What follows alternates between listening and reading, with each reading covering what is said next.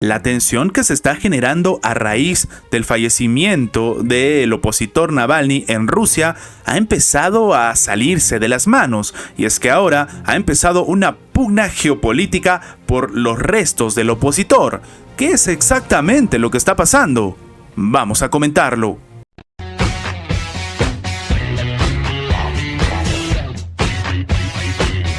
Rusia sigue guardando silencio este día sobre la repentina muerte en prisión del opositor del Kremlin, Alexei Navalny, o al menos esta es la postura de Occidente. Desde la administración en el Kremlin, ellos dicen que en realidad no hay mucho que comentar y que hay que esperar los resultados, en este caso pues que se puedan hacer en las investigaciones por el fallecimiento, básicamente los resultados de la autopsia. Sin embargo, lo que está sucediendo ahora es que, como hemos comentado en anteriores videos, Occidente, sobre todo Estados Unidos, decidieron acusar directamente a Rusia, responsabilizando a Vladimir Putin en este contexto del fallecimiento de Alexei Navalny. Y es que, a pesar de la represión y del riesgo a ser detenidos, algún grupo importante de rusos participaron en pequeñas concentraciones el día sábado para homenajear al famoso detractor del Kremlin que falleció previamente en la prisión del Ártico ruso. Desde el viernes, la policía ha arrestado allá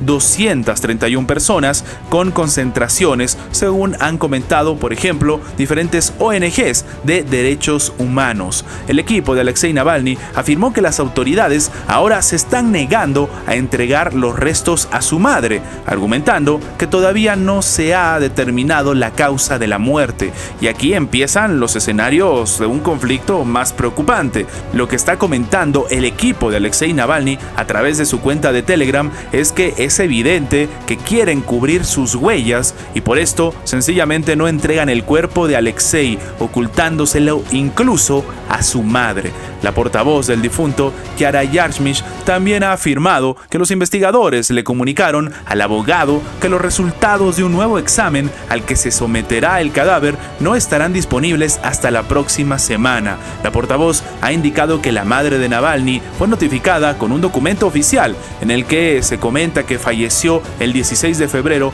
a las 14 horas local. Alexei Navalny ha sido atacado, ha sido asesinado. Es lo que terminó añadiendo la vocera, exiliada como muchos disidentes para evitar la cárcel. Y es que definitivamente el escenario con respecto a Navalny tiene para rato y sobre todo, como hemos dicho, está generando una pugna geopolítica bastante importante. De hecho, lo que llama la atención es que el fallecimiento de Navalny de 47 años, tras pasar 3 en prisión, priva de su principal figura a una oposición rusa que está cansada, o al menos esta es la postura evidente por parte del grupo de Navalny. Ahora, es muy importante entender que este escenario se genera, como hemos comentado previamente, en el contexto de las elecciones en Rusia. Y claro, esto para algunos genera dos escenarios bastante curiosos. El primero, uno en el que Vladimir Putin le estaría mandando mensaje a toda su oposición diciendo que es lo que puede pasar si terminan yéndose en contra de él. Y otra que en realidad dice que esto es un escenario que incluso perjudica a Vladimir Putin porque ataca completamente a su figura mientras se están llevando las elecciones en Rusia. Claro, cualquiera de los dos escenarios es válido de un análisis, pero también es cierto que la realidad empieza a generar mucha más tensión que nunca. También es obvio que en la geopolítica no interesa realmente los principios por los cuales se persiga algo, sino intentar conseguir un objetivo específico. En este caso, desde la parte de Occidente, intentar meter más presión sobre Rusia y desde la parte de Rusia trabajar tal vez la información con pinzas para que no se genere más escándalo del que podría haber. Lo único cierto es que en este contexto vamos a ser testigos de una nueva tensión entre Estados Unidos y Rusia. Joe Biden ha declarado que los elementos clave de un acuerdo sobre la Franja de Gaza están sobre la mesa. Lo dijo en una reunión este lunes con el rey Abdal de Jordania, que hemos comentado en anteriores videos, en la Casa Blanca.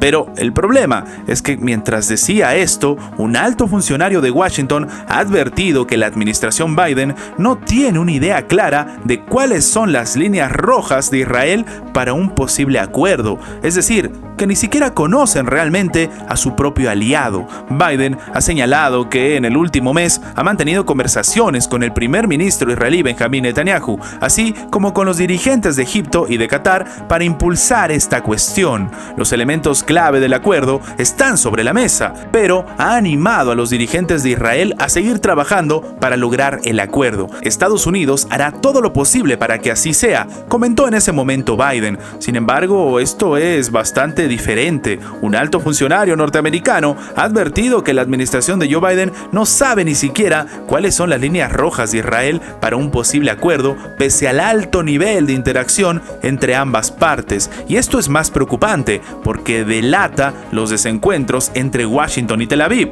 Claro, si estás todo el día hablando con Benjamín Netanyahu, pero ni siquiera sabes cuáles son las líneas rojas que no se pueden cruzar, no estás haciendo realmente tu trabajo. Para el analista político Christian Nader, Estados Unidos no tiene ni la más remota idea de cómo llevar a cabo este tipo de política exterior. Por lo menos públicamente no lo tienen. Públicamente han estado armando al ente sionista con 4 cargamentos armados en los últimos 4 meses que han servido para exterminar aproximadamente a 28,000 palestinos, mientras Biden dice que está a punto de lograrse un acuerdo de alto al fuego, que por supuesto Netanyahu va a rechazar. Los palestinos están sencillamente perdiendo la vida y el armamento continúa llegando. Esto ha sido lo que ha dicho de manera literal el propio experto, que lastimosamente hasta cierto punto termina teniendo razón. Netanyahu ha vuelto a salir al frente a decir que él no va a firmar un acuerdo de paz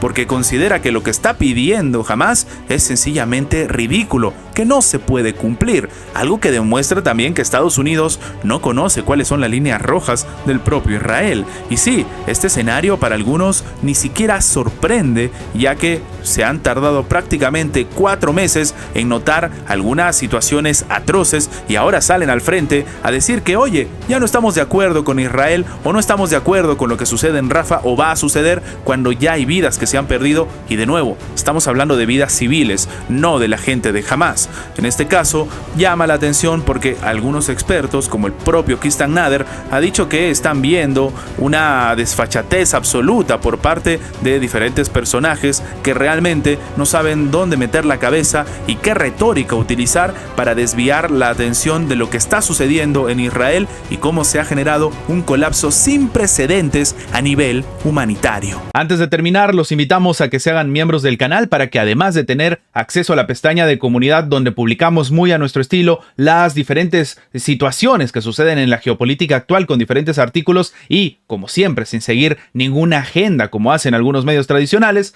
también van a tener acceso previo a poder ver los videos antes de su publicación en las horas normales, en una forma de agradecerles a todos los que hacen posible el mantenimiento de este proyecto. De nuevo, por solamente $1.99 tienen estas ventajas en forma de agradecimiento por apoyar a mantener este proyecto. Sin más que agregar, nos vemos en la próxima.